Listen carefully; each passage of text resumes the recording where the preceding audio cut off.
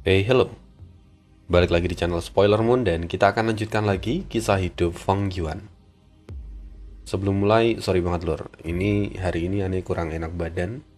Jadi kalau nanti suaranya agak kurang pas, mohon maaf. Dan semoga masih bisa dinikmati. Kita langsung aja bahas kisah hidup Feng Yuan di part 430. Karena campur tangan Wu Shuai, Raja Abadi Kristal Es terpaksa mengakui kekalahannya. Awalnya dia mengira rencananya untuk menarik perhatian Kekaisaran Mermen ke dalam aliansi telah gagal. Namun tak disangka, Wu Shuai justru memiliki niat yang sama dengannya. Dalam taruhan ini, pihak yang seharusnya kalah justru menang, sementara pihak yang seharusnya menang justru kalah. Nah, setelah pertarungan berakhir, Wu Shuai menggunakan aula pengadilan Kekaisaran Mermen untuk melakukan diskusi dengan Raja Abadi Kristal Es. Semakin lama pembicaraan mereka, semakin bersemangat juga keduanya. Sebaliknya, ekspresi dari ketiga duyung immortal menjadi semakin suram. Saat mengetahui bahwa Raja Abadi Kristal Es telah mengumpulkan berbagai kekuatan dari gua surga yang ada di surga hitam untuk membentuk aliansi, Wu Shuai langsung menyatakan niatnya untuk bergabung. Bahkan dia juga mendesak agar pertemuan kedua segera dilangsungkan. Raja Abadi Kristal Es penuh dengan pertimbangan, tapi dengan segera dia menyetujui permintaan dari Wu Shuai. Dalam hati dia berpikir, dengan reputasi Wu Shuai saat ini, aku bisa memanfaatkannya untuk memperbesar pengaruh aliansi. Memajukan jadwal pertemuan pun seharusnya bukan masalah besar. Kini Raja Abadi Kristal Es memahami situasi dengan sangat jelas. Sekalipun seluruh kekuatan gua surga di surga hitam dan juga surga putih berhasil dikumpulkan, ancaman internal sebenarnya tetap akan ada. Di antara kekuatan-kekuatan itu terdapat cukup banyak immortal manusia. Dan Raja Abadi Kristal Es ingin varian manusia tetap memegang kendali dari aliansi ini. Karena itulah, selama periode ini, dia terus mencari sekutu dari sesama varian manusia. Semua kekuatan varian manusia yang dia ketahui telah dihubungi. Bahkan, pengadilan Kekaisaran Mermen di Laut Timur pun tak luput darinya. Andai saja dia tahu keberadaan suku Gu di dasar laut, maka dia pasti juga sudah mengunjungi mereka. Namun sekarang situasinya berbeda. Dengan reputasi Wu Shuai yang mengguncang dunia, sekalipun fraksi manusia berhasil mengumpulkan lebih banyak anggota, mereka tetap tidak akan mampu menandingi pengaruh Wu Shuai. Bagaimanapun, Wu Shuai adalah manusia naga yang sebelumnya memimpin serangan terhadap pengadilan surgawi dan bahkan berhasil bertahan hidup sebagai pemenang. Prestasi itu otomatis memberinya reputasi dan prestis luar biasa di seluruh dunia. Karena itu, Raja Abadi Kristal Es segera mengadakan pertemuan kedua di Gua Surga Kristal Es. Namun kali ini skalanya jauh lebih besar. Mendapat undangan dari Raja Abadi Kristal Es, satu persatu ahli varian manusia peringkat 8 memasuki aula. Di sana terlihat beberapa karakter kuat. Di antaranya Raja Abadi berbulu emas yang adalah manusia berbulu. Lalu ada Immortal Surgawi Awan Petir yang adalah manusia bulu. Ada juga Ibu Abadi Kebijaksanaan Agung yang adalah manusia tinta. Satu lagi Sage Agung dari Hutan Hijau yang adalah seorang miniman. Ini adalah pertama kalinya keempat immortal varian manusia itu menghadiri pertemuan. Sementara dari pihak manusia, selain pemimpin Gua Surga Serigala Malam dan juga Leng Hui, ada juga 3 pendatang baru. Raja Abadi menyeberangi surga dari jalur cahaya, Hei Ji Huai dari jalur kayu, serta Selir Abadi Batu Pelangi dari jalur bumi. Meskipun saat ini para ahli manusia mendapatkan tambahan, tetapi jumlah mereka tetap kalah jauh. Hanya ada 5 orang immortal peringkat 8 dari para manusia, sementara para varian manusia hampir mencapai 10 orang. Dan meskipun Leng Hui berusaha keras merekrut lebih banyak pihak manusia, kesenjangan kekuatan mereka tetap semakin melebar. Setelah diskusi panjang, Raja Abadi Kristal Es akhirnya berkata, "Hari ini, selain membahas situasi dunia, kami juga ingin memperkenalkan seorang senior besar kepada kalian semua." Semua orang mengikuti arah tangan dari Raja Abadi Kristal Es. Lalu, di balik tirai, Wu Shuai perlahan berjalan keluar. Di bawah tatapan semua orang yang hadir, dia langsung duduk di kursi utama. Para immortal pun tentu terkejut. Dia adalah Wu Shuai. Seorang varian manusia peringkat 8 langsung berseru. Sementara ekspresi Raja Abadi Kristal Es langsung berubah tidak senang. "Panggil dia senior Wu Shuai." Mendengarnya, varian manusia itu tampak malu. Di bawah tatapan Raja Abadi Kristal Es, varian manusia itu buru-buru membungkuk. Junior memberi salam kepada senior Wu Shuai. Dengan begitu, para immortal lain juga tidak punya pilihan selain memanggil Wu Shuai sebagai senior. Wu Shuai pun tampak mengangguk puas. Bagus, senioritas memang penting. Tapi dibandingkan dengan itu, aku lebih suka kalau kalian memanggilku pemimpin aliansi. Pemimpin aliansi? Para immortal langsung saling pandang. Wu Shuai kemudian tertawa keras. "Benar, sekarang gua surga mulai terbuka dan terekspos. Cepat atau lambat, para immortal dari 5 wilayah akan menyerang kita. Mereka belum bergerak sekarang hanya karena gelombang Qi masih membatasi mereka. Kalau kita ingin bertahan hidup, kita harus bersatu. Hanya dengan membentuk aliansi, kita akan punya harapan untuk melawan 5 wilayah. Dan sejak zaman dulu, yang terkuatlah yang akan menjadi pemimpin. Aku sudah mengamati kalian semua, dan tak seorang pun di sini yang mampu menandingiku. Jika ada yang merasa tidak puas, silahkan maju untuk menantangku." Sebelum ada yang menjawab, raungan naga mengguncang langit. Tubuh raksasa di Sang Zeng muncul di luar aula, menutupi cahaya matahari. Dan pada saat yang sama, sebuah rumah gumungil melayang keluar dari apertur abadi Wu Shuai dan mendarat di telapak tangannya. Itu adalah miniatur istana naga. Wu Shuai memandangi istana naga yang ada di tangannya sebelum mengangkat kepala, menatap semua immortal yang ada di sana. Ancaman dalam tatapannya sangat jelas.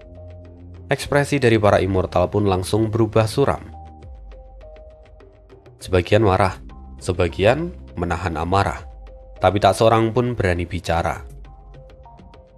Meskipun Wu Shuai itu hanya seorang ahli peringkat 7, tapi semua orang mengetahui kekuatan dari Istana Naga dan juga di Sang Zeng. Walaupun secara teori, kalau semua orang di sana bekerja sama, mereka mungkin punya peluang untuk menang. Tapi masalahnya, kekuatan dari gua surga di surga hitam tidak seperti kekuatan super di 5 wilayah. Mereka tidak sering berinteraksi dan tidak saling mengenal. Bagaimanapun surga hitam dan surga putih itu terlalu luas dan berbahaya.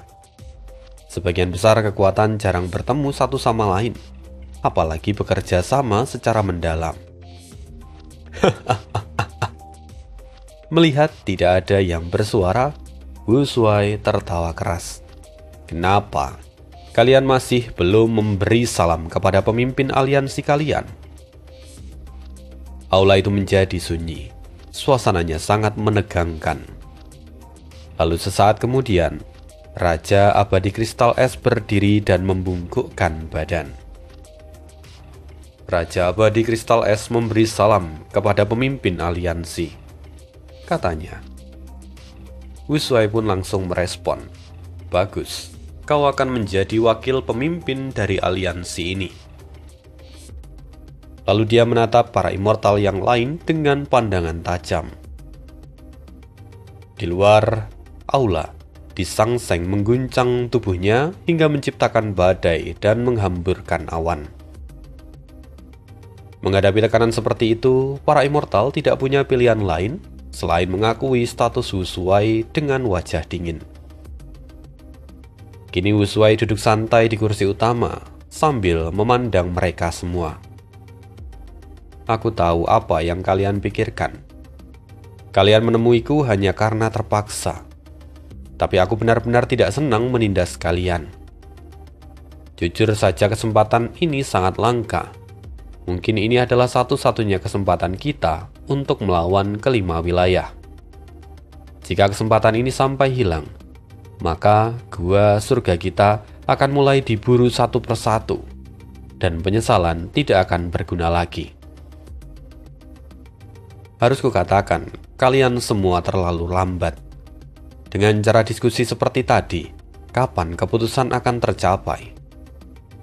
Pada saat kalian selesai berdebat, gelombang Qi mungkin sudah berakhir. Tanpa seorang pemimpin yang kuat seperti aku yang menyatukan semuanya, bagaimana kalian akan bergerak dengan cepat?" Nada bicara Wu Shuai memang kasar, tetapi kata-katanya benar-benar masuk akal. Ekspresi para immortal pun sedikit mereda. Wu Shuai berkata, "Baiklah, cukup basa-basinya. Sekarang kita akan membahas target mana yang akan menjadi yang pertama." Semua immortal terkejut. Bahkan Raja Abadi Kristal Es tidak menyangka kalau Wu Shuai akan bergerak secepat ini. "Pemimpin aliansi, bukankah terlalu dini untuk menyerang sekarang? Masih banyak kekuatan gua surga yang belum bergabung dengan kita." Wu Shuai melambaikan tangan dan berkata, "Kita tidak punya waktu untuk menunggu. Selama kita berhasil membuat keributan besar, pihak lain akan datang sendiri. Itulah sifat dan hati manusia." Raja Abadi Kristal Es terdiam sesaat sebelum kemudian bertanya, "Lantas, menurut pemimpin aliansi, target mana yang paling cocok?" Wu Shuai menjawab tanpa ragu, "Pengadilan surgawi." "Apa?" Para immortal langsung berseru kaget. Wu Shuai tertawa keras. "Pengadilan surgawi sedang lemah sekarang. Kalian pikir kami mundur sebelumnya karena takut? Jika kita bisa menghancurkan pengadilan surgawi, seluruh 5 wilayah akan terguncang, dan siapa lagi yang berani menargetkan kita?" Tapi semua immortal yang ada di sana langsung menggelengkan kepala. Tapi itu terlalu gegabah. Pondasi pengadilan surgawi terlalu dalam. Kita tidak bisa menyerang tempat seperti itu. Pemimpin aliansi, harap pikirkan kembali keputusan Anda. Wu Shuai mendengus. Dasar pengecut. Kalau begitu, kita targetkan saja kota Kaisar. Itu adalah rumahku terbesar di dunia. Gabungan antara monumen dewa dan juga kota Kaisar. Itu adalah pusat jalur manusia sekaligus simbol penting dari pengadilan surgawi. Jika kita berhasil merebutnya, benua tengah akan menerima pukulan telak. Kita bahkan bisa mendapatkan rumahku peringkat 8 dan warisan sejati dari Genesis Lotus. Leng Hui mengernyitkan dahi dan berkata, "Kalau memang kota Kaisar begitu penting, menyerangnya akan membuat seluruh benua tengah pergi memburu kita. Bukankah itu sama saja dengan menyerang pengadilan surgawi?" Wu Shuai mengangkat alis dan berkata, "Tentu saja beda. Jika perhatian mereka tertuju ke kota Kaisar, kelompok lain bisa menyerang pengadilan surgawi." Para immortal langsung berkeringat dingin. Wu Shuai ternyata masih ingin menyerang pengadilan surgawi. "Kalau begitu, Bukankah kelompok yang menyerang kota Kaisar hanya menjadi umpan meriam? Senior Wu Shuai, Anda terlalu agresif. Melihat reaksi mereka, Wu Shuai tampak semakin tidak senang. Kenapa?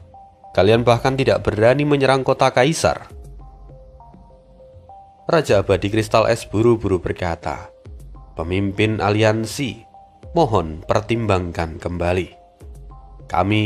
Wu Shuai langsung memotong. "Cukup, aku tidak ingin mendengar alasan lagi. Kalau begitu kita akan mulai dari klan Xia di Laut Timur. Itu adalah pilihan terakhir." Saat itulah motif sebenarnya Wu Shuai akhirnya terlihat. Klan Xia di Laut Timur memang tidak sekuat kekuatan super lainnya.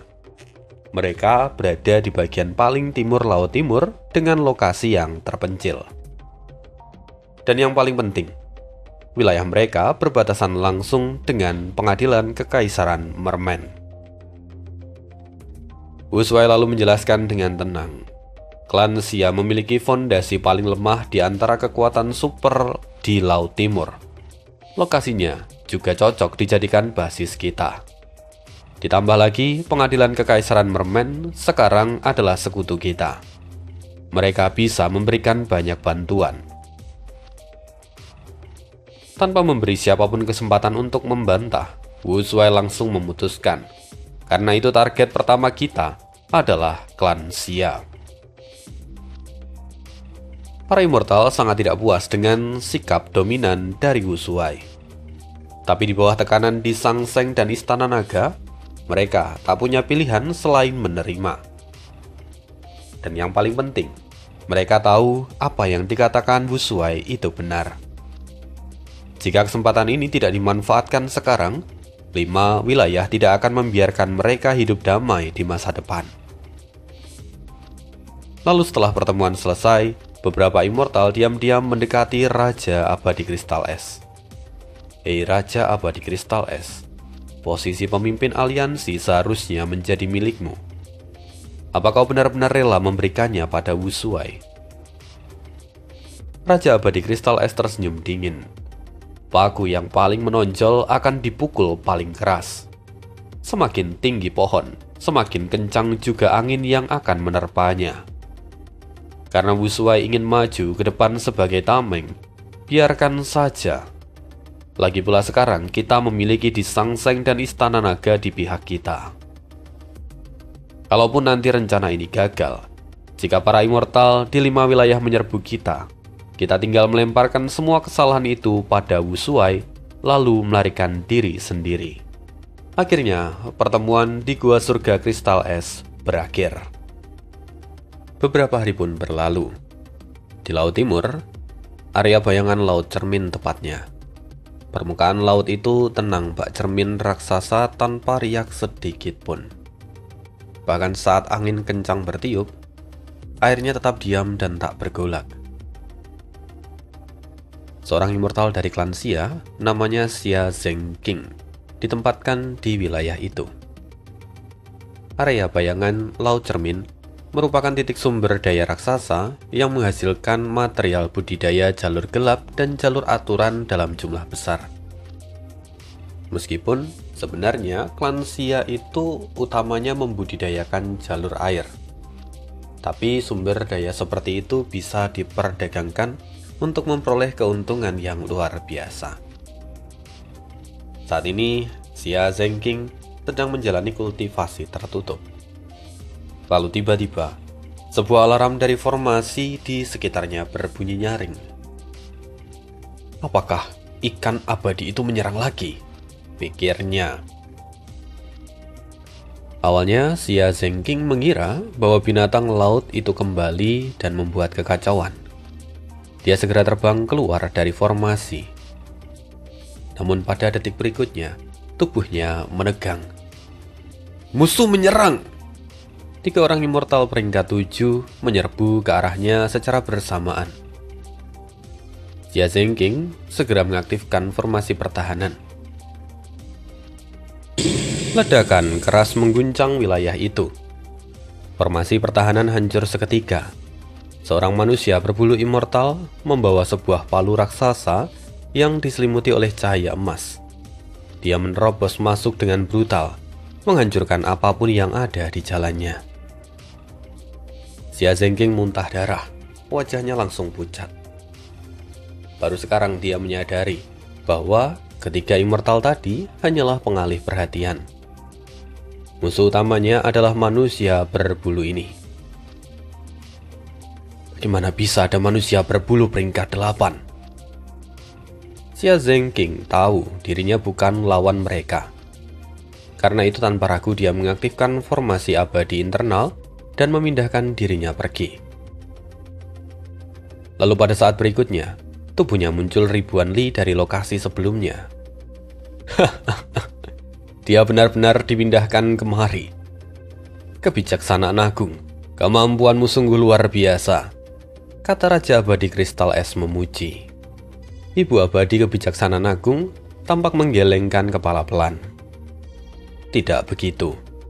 Kalau bukan karena informasi akurat dari pemimpin aliansi, aku pun tak akan mungkin membuat deduksi sepresisi ini. Sementara itu, begitu melihat mereka berdua, hati Xia Zhengjing langsung tenggelam. Dua orang varian manusia berdiri di hadapannya, dan keduanya adalah immortal peringkat 8.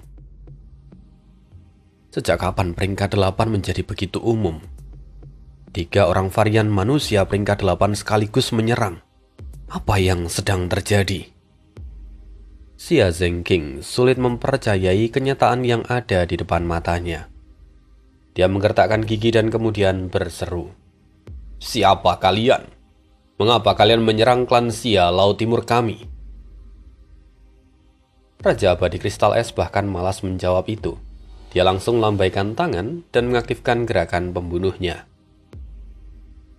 Xia Zhengjing hanyalah seorang immortal peringkat 7. Bagaimana mungkin dia mampu menahan gerakan pembunuh peringkat 8? Lalu dalam sekejap, tubuhnya membeku menjadi bongkahan es. Sementara itu, di waktu yang hampir bersamaan, di markas klan Xia Laut Timur, tanah terberkati mata air panas. Sebuah seruan terdengar. Gawat, sekelompok musuh kuat menyerang. Area bayangan Laut Cermin telah jatuh. Walaupun Xia Zhengjing berhasil melarikan diri menggunakan formasi abadi, tapi kami kehilangan seluruh kontak dengannya. Permintaan bantuan Xia Zhengjing telah sampai ke markas klan Xia.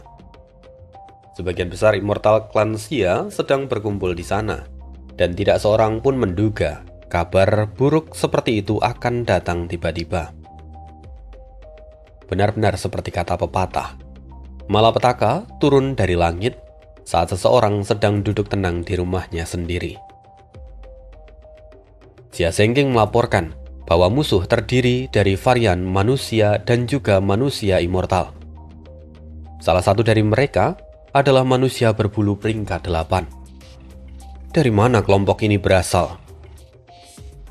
Aku khawatir mereka berasal dari gua surga di surga hitam atau putih.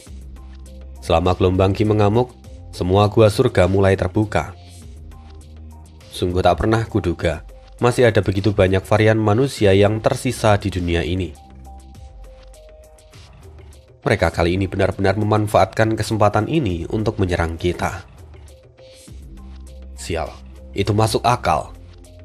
Jika mereka tidak bertindak sekarang, setelah gelombang Qi mereda, 5 wilayah pasti akan menyelidiki surga hitam dan putih. Jika kekuatan varian manusia seperti mereka ditemukan, mereka pasti akan dimusnahkan. Bahkan Yang Mulia Asal Abadi dan juga konstelasi bintang dulu gagal menemukan semua gua surga varian manusia yang tersembunyi. Tapi sekarang, dunia telah berubah. Mereka dipaksa untuk menunjukkan diri. Meskipun terkejut, tapi para immortal dari klan Xia belum terlalu panik. Bagaimanapun mereka masih punya rumahku untuk melawan musuh. Tapi tak lama kemudian, kabar buruk lain datang bertubi-tubi. Riak laut cahaya dan laut ikan penembak juga telah direbut oleh kelompok varian manusia. Para immortal dari klan Xia yang menjaga kedua titik itu bahkan tidak sempat mengirimkan informasi sebelum kehilangan kontak. Seketika amarah para immortal dari klan Xia langsung meledak. Kita harus memberi pelajaran kepada varian manusia itu. Varian manusia kecil berani sekali menindas kekuatan super manusia. Mereka mencari kematian. Ketua tertinggi pertama, izinkan kami mengerahkan kedua rumahku dan membantai mereka semua. Benar, 3 immortal klan kita telah jatuh ke tangan mereka. Kita harus menyelamatkan anggota klan dan membalaskan penghinaan ini. Semangat juang mereka berkobar hebat. Namun wajah tetua tertinggi pertama klan Xia, Xia Ruizi, justru tampak muram. Dia menggelengkan kepala pelan. Tidak bijaksana menyerang sekarang. Kita kehilangan 3 titik sumber daya penting secara bersamaan. Setiap lokasi dilindungi formasi abadi kuat, tetapi semuanya jatuh dalam waktu yang singkat. Ada sesuatu yang tidak normal. Klan kita juga tidak punya immortal peringkat 8 untuk menjaga markas. Kalau kedua rumahku dikerahkan, pertahanan markas akan melemah drastis. Jangan lupa, laut manusia saat ini hampir selesai dibangun. Kita tidak boleh gegabah pada saat seperti ini. Jadi menurut Xia Ruizi, pilihan terbaik mereka adalah bertahan penuh sampai laut manusia selesai. Nanti, begitu fondasi kita meningkat, klan Xia akan menjadi salah satu kekuatan puncak di Laut Timur. Xia Ruizi memang hanya peringkat 7, tetapi reputasinya sangat tinggi. Dan setelah mendengar analisisnya, para immortal dari klan Xia perlahan menjadi tenang. Namun, tepat pada saat itu, suara ledakan dahsyat mengguncang seluruh tanah terberkati. Sebuah rumahku menerobos penghalang pertahanan dan langsung memasuki markas klan Xia. Klan Xia Laut Timur, hari ini adalah hari pemusnahan kalian. Pintu rumahku itu terbuka. Wu Shuai muncul bersama dengan kelompok immortal varian manusia yang lain. Seketika wajah para immortal klan Xia langsung dipenuhi ketakutan dan keterkejutan. Itu adalah istana naga. Wu Shuai, dan masih begitu banyak varian manusia peringkat 8. Oh surga, apa yang terjadi?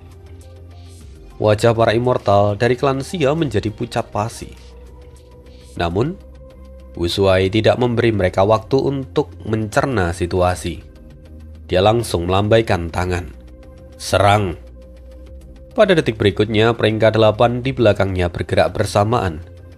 Segudang gerakan pembunuh meledak seperti badai penghancur dunia. Melihat pemandangan mengerikan itu, penglihatan para immortal dari klan Xia menjadi gelap. Beberapa hampir pingsan di tempat karena merasa putus asa. Kekuatan kedua belah pihak terlalu timpang. Klan Xia bahkan tidak memiliki satupun peringkat 8. Sementara Wu Shuai, dia memiliki lebih dari 10 peringkat 8. Bagaimana mungkin mereka bisa melawan? Tanah terberkati klan Xia kami bukanlah pengadilan surgawi. Lantas kenapa ada begitu banyak immortal peringkat 8 yang menyerang kami? Xia Ruizi tampak pucat. Keputusasaan kini memenuhi hatinya. Lalu tiba-tiba seorang wanita immortal, Xia Ying namanya, dia berseru. Musuh terlalu kuat, kita harus mundur. Tubuh Xia Ruizi gemetar. Dia menggertakkan gigi sebelum akhirnya berteriak. Mundur, semua masuk ke rumahku. Klan Xia memiliki 2 rumahku peringkat 7. Yang pertama adalah kapal penangkap ikan paus, dan yang kedua adalah menara bintang emas. Hah, kalian ingin kabur? Tidak semudah itu. Tak seorang pun akan lolos dari sini. Para varian manusia menyerang tanpa henti. Ledakan demi ledakan mengguncang langit dan bumi. Lalu di saat kritis, Xia Ying berhasil menghindari serangan dan memasuki menara bintang emas. Namun dia tidak melarikan diri. Sebaliknya ia mengendalikan menara bintang emas untuk maju ke garis depan. Semuanya cepat pergi. Aku akan menahan mereka. Menara bintang emas melesat maju sambil mengaktifkan gerakan pembunuhnya. Cahaya bintang emas memenuhi langit, memaksa para varian manusia menghindar. Kesempatan itu dimanfaatkan para immortal dari klan Sia lainnya untuk memasuki kapal penangkap ikan paus dan melarikan diri dari markas mereka. Meskipun para varian manusia itu memiliki kultivasi peringkat 8, kekuatan tempur mereka sebenarnya tidak terlalu tinggi. Hanya Raja Abadi Kristal Es yang sedikit menonjol. Sedangkan klan Sia Laut Timur, meskipun tidak memiliki peringkat 8, tapi mereka masih mampu mengandalkan rumahku peringkat 7 untuk melawan.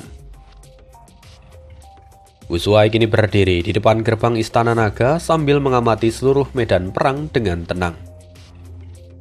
Dia tidak bergerak sedikit pun. Sebelumnya saat menyerang 3 titik sumber daya, perbedaan kekuatan sudah terlalu besar hingga banyak detail yang tidak terlihat jelas. Namun sekarang, dalam kebuntuan pertempuran ini, Wu Shuai mulai memahami banyak hal. Setelah menganalisis situasi, dia segera menyadari penyebabnya. Alasan para varian manusia mampu bertahan hingga sekarang dan bahkan berkembang begitu baik adalah karena bantuan kehendak surga. Meskipun kehendak surga telah diganggu oleh kehendak yang mulia konstelasi bintang, namun kehendak surga tetap mampu memberikan bantuannya pada ras varian manusia. Bantuan itu sendiri merupakan pengaturan dari bencana kesengsaraan di gua surga tempat varian manusia tinggal.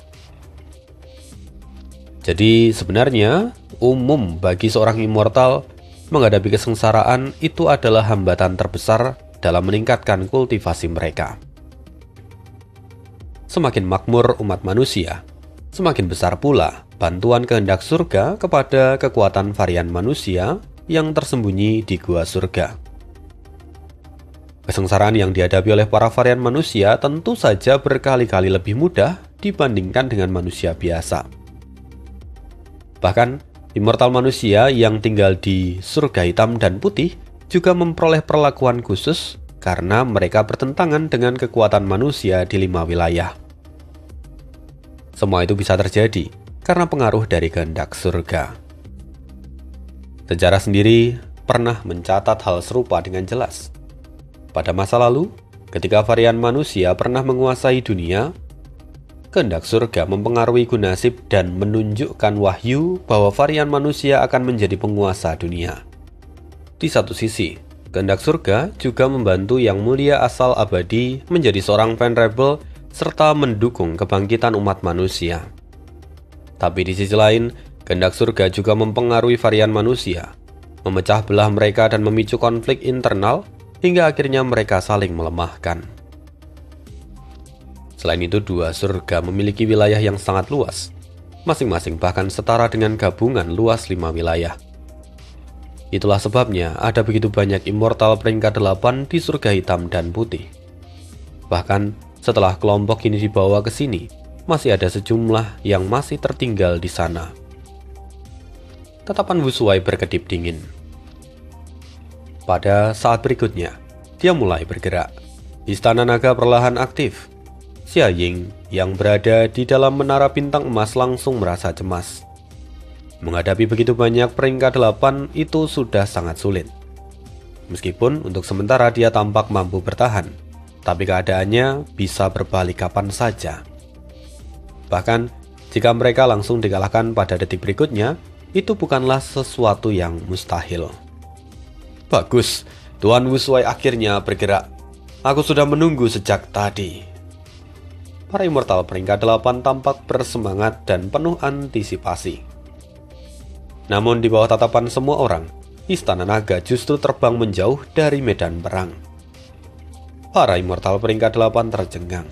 Apa yang terjadi? Tak lama kemudian, suara dingin Wu Shuai terdengar dari kejauhan. Jika lebih dari 10 peringkat 8 bahkan tak mampu menekan satu immortal peringkat 7 dan sebuah rumahku peringkat 7, lantas apa gunanya keberadaan kalian?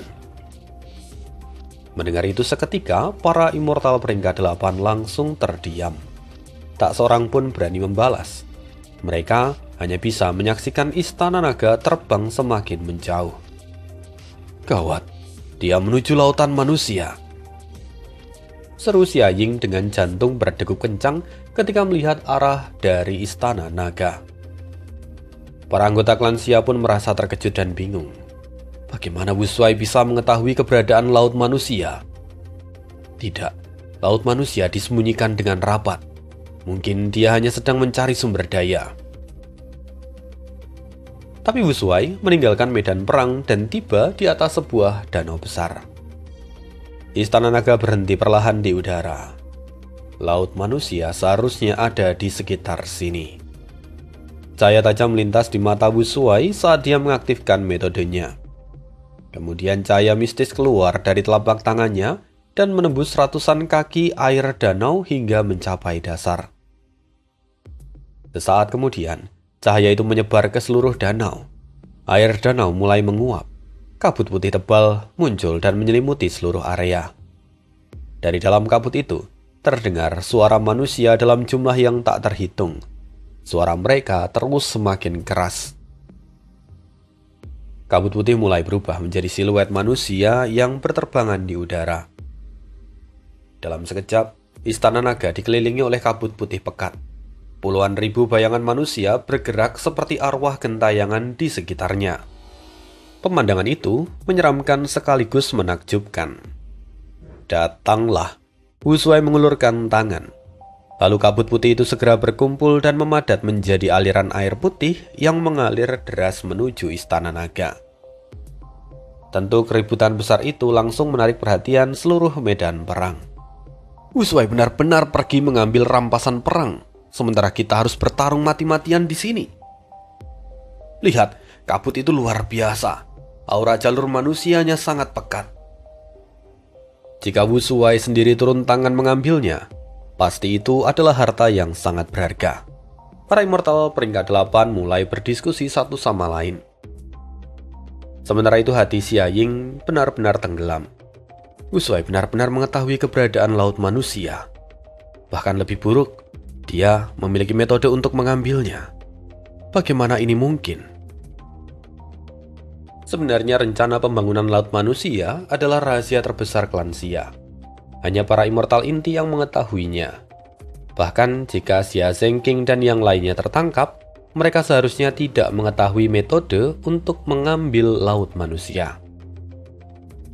Namun Wu Shuai berhasil menemukan cara alternatif dalam waktu yang singkat itu. Dia bergumam, sayang sekali, laut manusia ini masih belum sempurna. Wu Shuai memandangi kabut putih di dalam istana naga. Kabut itu terus memperlihatkan bayangan manusia yang muncul dan menghilang tanpa henti. Suasananya menyeramkan, tapi juga mengandung keajaiban yang sulit dijelaskan.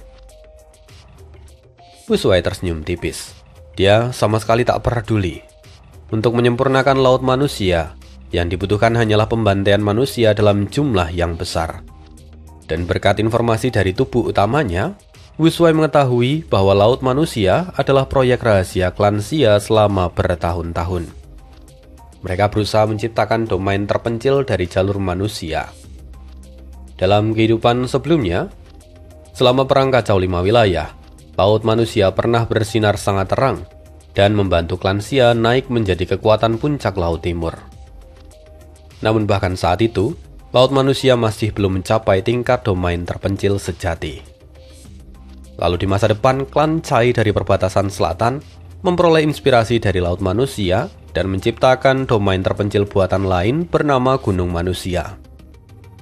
Para immortal kemudian menyimpulkan bahwa jika laut manusia dan gunung manusia digabungkan, keduanya dapat membentuk domain terpencil surga dan bumi yang sejati. Gunung manusia terlalu jauh untuk dipikirkan sekarang. Tetapi laut manusia saja sudah cukup untuk membantu tubuh utamaku. Wu Shuai cukup puas. Yang paling penting tetaplah tubuh utamanya. Hambatan terbesar Fang Yuan saat ini adalah pembatasan dari jalur surga. Dan itu merupakan skema yang dibuat oleh teratai merah, dan Fang Yuan sedang berusaha untuk mencari cara agar bisa mengatasinya. Dia menemukan bahwa jalur manusia merupakan metode penangkal terbaik. Namun, bahkan tanaman kuno terpencil jalur manusia sendiri, seperti 1000 pohon harapan, masih belum mampu menandingi jumlah tanda dao jalur surga. Karena itu, Feng Yuan mulai mengincar laut manusia milik klan Xia di Laut Timur. Berkat keberadaan Raja Abadi Kristal Es, Feng Yuan bahkan tidak perlu bergerak sendiri. Dia cukup mengirimkan tiruannya, Wu Shuai, untuk merebut laut manusia dengan mudah. Tak lama setelah Wu Shuai berhasil mengambil laut manusia, pertempuran di sisi lain juga berakhir. Pada akhirnya, Xia Ying tetap gagal melarikan diri. Namun banyak immortal peringkat 8 juga terluka dalam pertempuran itu. Orang yang berhasil menaklukkan Menara Bintang Emas adalah Raja Abadi Kristal Es. Pemimpin aliansi, kami bertarung habis-habisan, sementara Anda diam-diam mengambil harta jalur manusia. Bukankah itu terlalu tidak adil? Saat para immortal berkumpul di depan Istana Naga, seorang immortal peringkat 8 akhirnya tidak mampu menahan diri dan mengeluh. Wu Shuai hanya melihatnya sekilas. Pada saat berikutnya, Istana Naga mengaktifkan gerakan pembunuh asap cahaya mimpi. Lalu kabut mimpi langsung menyapu immortal peringkat 8 itu sebelum dia sempat bereaksi. Dalam sekejap, dia terseret masuk ke dalam Istana Naga. Para immortal lainnya langsung membeku. Ketakutan memenuhi wajah mereka. Siapa lagi yang keberatan denganku? Tanya Wu Shuai sambil menyilangkan tangan. Dia memang hanya peringkat 7, tapi saat menghadapi lebih dari 10 immortal peringkat 8, tidak ada seorang pun yang berani membuka mulut lagi. Para immortal hanya saling berpandangan dengan wajah pucat. Mereka memilih untuk diam. Menghadapi sikap agresif Wu Shuai, para immortal dari dua surga langsung menundukkan kepala. Tak seorang pun berani menatapnya secara langsung. Raja Abadi Kristal Es melihat pemandangan itu dan diam-diam bersorak dalam hati. Tindakan Wu Shuai ini terlalu mendominasi, dan itu pasti akan membuatnya kehilangan dukungan dari para bawahannya cepat atau lambat. Namun di saat yang sama, dia juga merasa iri. Kapan dirinya bisa memiliki kekuatan sebesar itu? Kekuatan yang mampu membuat semua orang menundukkan kepala hanya dengan satu tatapan. Setelah suasana hening beberapa saat, Raja Abadi Kristal Es maju pada waktu yang tepat. Dia berkata dengan hormat, "Pemimpin aliansi, hal terpenting sekarang adalah mengejar sisa anggota klan Xia." Sebagian besar immortal klan Xia berhasil melarikan diri menggunakan kapal perangkap ikan paus. Jika kita tidak mengejar mereka sekarang, semuanya akan terlambat. Benar. Para immortal lain segera mengangguk dan mulai membahas masalah itu. Banyak di antara mereka diam-diam melirik Raja Abadi Kristal Es dan merasa berterima kasih. Ucapan itu telah memberi mereka kesempatan untuk keluar dari suasana canggung sebelumnya. Namun Wu Shuai hanya tertawa pelan. Mengejar mereka, untuk apa? Katanya sambil menyeringai. Dia lalu melanjutkan dengan tenang. Kita berhasil menjatuhkan markas klan Xia karena serangan kita cukup cepat dan mereka lengah. Lalu, mulai sekarang, tidak akan semudah ini lagi untuk memperluas wilayah. Seluruh Laut Timur, bahkan seluruh jalan kebenaran 5 wilayah, pasti akan meningkatkan kewaspadaan mereka. Namun jika kita membiarkan kelompok immortal klan Xia itu melarikan diri, mereka pasti akan meminta bantuan dari kekuatan jalan kebenaran Laut Timur untuk merebut kembali wilayah mereka. Dengan begitu, maka para anggota jalan kebenaran itu harus meninggalkan markas masing-masing dan datang kemari mencari kematian. Bukankah itu jauh lebih baik? Para immortal langsung terdiam. Sesaat kemudian, mereka mulai mengangguk satu persatu. Analisis Wu Shuai memang sangat masuk akal. Pemimpin aliansi benar-benar berpandangan jauh. Wajar saja jika kita tidak bisa dibandingkan dengannya. Raja Abadi Kristal Es segera memuji. Namun ekspresi Wu Shuai tetap muram. Aku tidak peduli pada kekuatan super Laut Timur. Satu-satunya orang yang benar-benar kuwaspadai hanyalah leluhur Laut Qi. Tatapan Wu Shuai menjadi dalam. Orang tua itu mampu bertarung setara dengan Duklong. Dia pernah mengadakan perjamuan Laut Qi, Tetapi selama perang terakhir, dia tidak membantu Feng Yuan maupun pengadilan surgawi. Sikapnya sangat penting sekarang. Kurasa jalan kebenaran akan mencoba membujuknya untuk melawan kita. Tentu saja mungkin dia akan memilih tetap mengasingkan diri dan tidak ikut campur. Aku membiarkan klan Xia melarikan diri karena aku ingin menguji sikap dari leluhur Laut Qi. Para immortal dari dua surga mengangguk dengan ekspresi serius. Dalam hati Raja Abadi Kristal Es melirik diam-diam ke arah Wu Shuai. Seperti dugaan, Wu Shuai benar-benar tidak bisa diremehkan. Dia bukan hanya kuat, tetapi juga memiliki kecerdasan dan kemampuan politik yang luar biasa. Hanya saja, menghadapi kami, dia merasa tidak perlu menggunakan intrik. Raja Abadi Kristal Es segera memikirkan hal lain. Sikap leluhur Laut Qi memang terlalu ambigu. Dia pernah bekerja sama dengan Feng Yuan melawan Duklong, tetapi kemudian berdamai. Di sisi lain, dia juga menerima Jun Shen Guang dari pengadilan surgawi saat perjamuan Laut Qi. Bahkan, seorang ahli dari jalan iblis diizinkan menjual immortal jalur darah secara terbuka dalam perjamuan itu. Saat semua orang masih tenggelam dalam pikiran masing-masing, Wu Shuai melambaikan tangan. Baiklah, kita sudah mengusir klan Xia. Sekarang saatnya membagi rampasan perang. Seketika suasana berubah total. Para immortal menjadi bersemangat. Laut Timur adalah wilayah terkaya di antara 5 wilayah. Sebagai kekuatan super Laut Timur, fondasi klan Xia sangatlah melimpah. Seluruh aset klan Xia dibagi-bagikan oleh Feng Yuan kepada para immortal. Masing-masing memperoleh keuntungan besar. Para immortal dari dua surga tersenyum lebar. Mereka benar-benar merasa puas. Ini baru fondasi satu kekuatan super Laut Timur. Jumlah sumber dayanya sungguh luar biasa. Klan Xia saja sudah sekaya ini. Kalau gua surga kita memiliki fondasi seperti ini, kekuatan kita pasti meningkat drastis.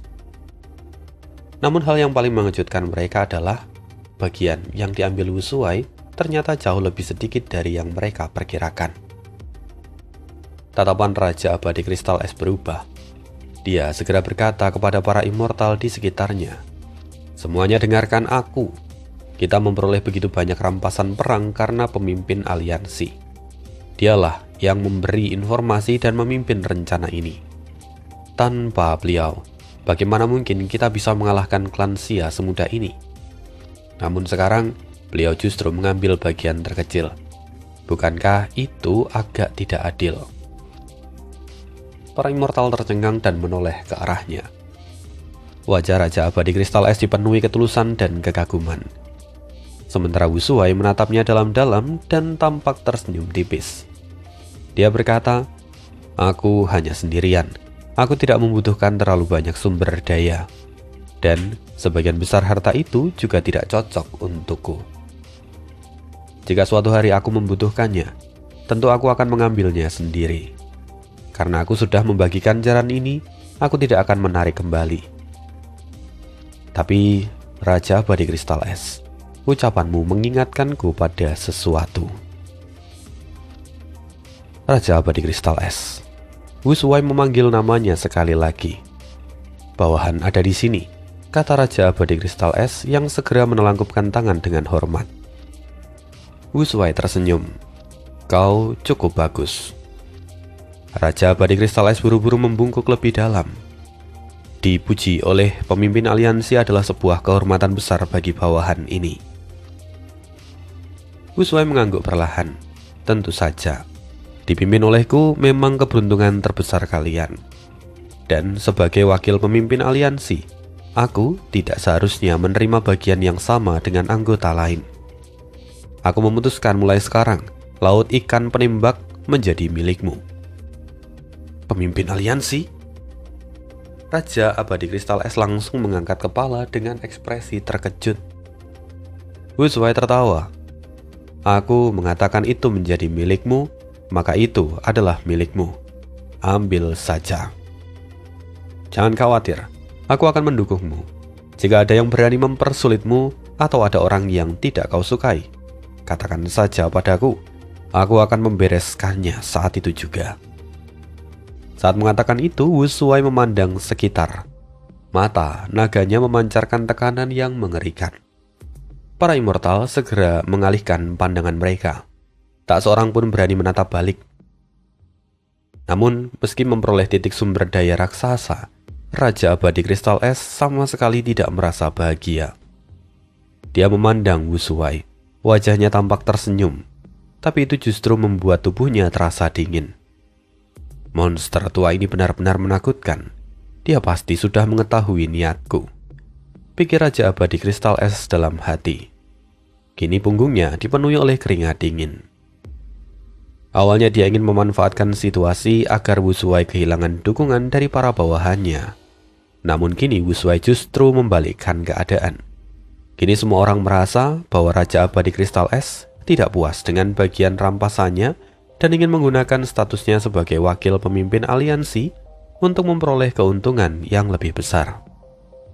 Lagi pula, jika pemimpin aliansi memperoleh lebih banyak, bukankah wajar jika wakil pemimpin aliansi juga menuntut bagian lebih? Wu Shuai tiba-tiba menyipitkan mata. Raja Abadi Kristal Es, kau belum berterima kasih padaku. Jantung Raja Abadi Kristal Es berdegup kencang. Dia menggertakkan gigi sebelum berkata dengan suara serak, "Bawahan ini sungguh berterima kasih kepada pemimpin aliansi." Melihat Raja Abadi Kristal Es memilih menyerah, Wu Shuai justru merasa kecewa. Para immortal dari dua surga memang sudah sangat lama hidup dalam pengasingan. Karena identitas mereka sebagai varian manusia, mereka selalu bersembunyi dan menghindari konflik. Mereka tidak benar-benar bersaing satu sama lain. Tanpa persaingan, mereka tidak pernah ditempa. Bahkan dengan bantuan kehendak surga, mereka tetap gagal melahirkan immortal elit sejati. Wu Shuai memandang para immortal dari dua surga. Menurutnya, hanya Raja Abadi Kristal Es yang memiliki kemampuan dan mental bertarung yang cukup layak. Sisanya, mereka sebenarnya hanyalah aib bagi para immortal peringkat 8. Tak heran dalam kehidupan sebelumnya, kelompok ini gagal menciptakan gelombang besar apapun. Kemudian, kita akan intip sisi yang lain. Di dalam kapal penangkap ikan paus, semua orang dari klan Xia tampak dipenuhi dengan suasana muram dan penuh dengan kesedihan. Mereka berdiskusi dan mencoba mencari cara untuk merebut kembali basis kekuatan mereka. Ada banyak kekuatan Laut Timur yang disebutkan dalam diskusi itu, namun tak ada yang benar-benar sesuai. Apalagi mereka tahu watak dari jalan kebenaran. Meminta bantuan mereka saja itu sudah seperti masuk ke dalam lubang buaya. Sampai pada akhirnya satu nama tersebut, leluhur Laut Qi. Mereka semua sontak setuju dan pada akhirnya mereka memilih pergi menuju tempat tinggal leluhur Laut Qi. Dan semua itu sesuai dengan yang Wu Shuai alias klon Fang Yuan harapkan. Nantinya ini akan menjadi pertarungan yang menarik. Bagaimana klon Fang Yuan akan melawan klon Fang Yuan yang lain. Mereka akan memulai sandiwara baru. Jadi, sampai jumpa lagi di kisah hidup Fang Yuan di part berikutnya. Bye.